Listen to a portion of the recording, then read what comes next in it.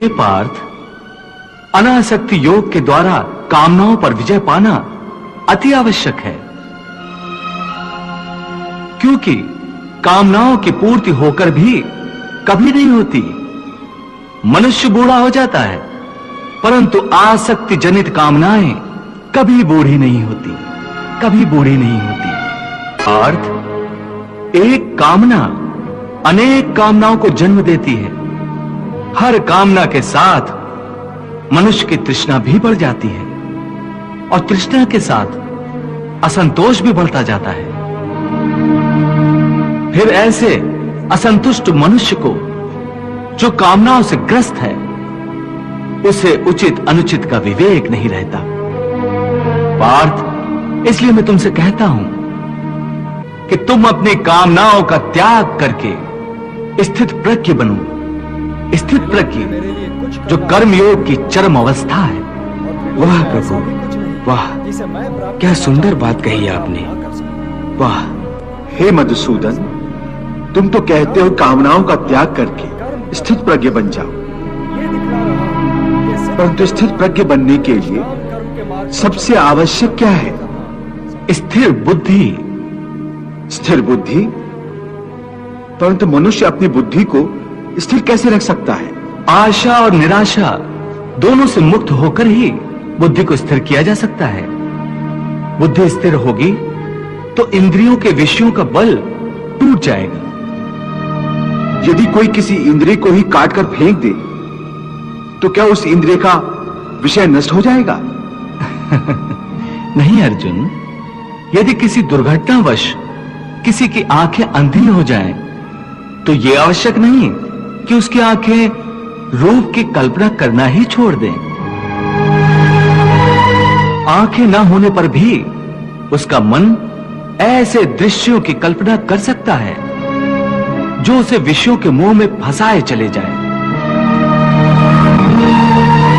पार्थ, एक अंधा मनुष्य भगवान के स्वरूप की भी कल्पना कर सकता है और एक नारी के शरीर की भी कल्पना कर सकता है। सो किसी इंद्रिय के होने न होने से मन की वासना और आसक्ति में फर्क नहीं पड़ता। हे अर्जुन, तुम यूं समझो कि जैसे कोई मनुष्य आंखें बंद करके यह प्रदर्शन कर रहा है कि वो भगवान का ध्यान लगाए बैठा है, परंतु वास्तव में उसके मन की आंखों में भगवान की मूरत नहीं, अपनी प्रेमिका का शरीर घूम रहा है। इसका अर्थ है कि उसकी आंखें तो बंद हैं, परंतु आंखों के विषय उसे फिर भी भ्रमित कर रहे हैं। हे अर्जुन, कई लोग अपनी इंद्रियों पर बड़ी कठोरता से निग्रह करने के लिए बड़े कठिन व्रत और उपवास रखते हैं। कई कई दिनों तक खाना पीना छोड़ देते हैं। फिर भी यदि उनका मन भांत भांत के स्वादिष्ट भोजनों की वासना में ही अटका रहे, तो हठ के द्वारा किए हुए इस व्रत उपवास का क्या लाभ है? ऐसे लोग हठ के द्वारा अपनी इंद्रियों को सुखाकर निर्बल तो कर देते हैं,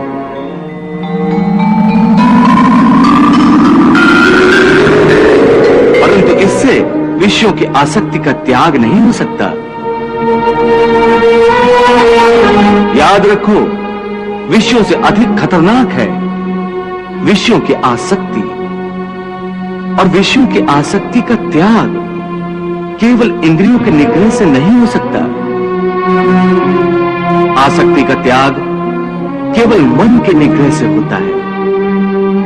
जब मन निरासक्त हो जाए तो इंद्रियां अपने अपने विषयों को भोगती हुई भी इन विषयों से निरासक्त रहती हैं। जैसे कमल का फूल पानी के अंदर रहते हुए भी सूखा ही रहता है, जल की एक बूंद भी उसके पत्ते पर नहीं ठहर सकती। इसलिए मैंने कहा है कि पहले ज्ञान के द्वारा बुद्धि को स्थिर करो। बुद्धि मन को स्थिरता देगी, फिर मन इंद्रियों को इस प्रकार विषयों से खींच लेगा जिस प्रकार एक कछुआ खतरे की जरा सी आहट पाते ही अपने अंगों को अपने भीतर ही समेट लेता है।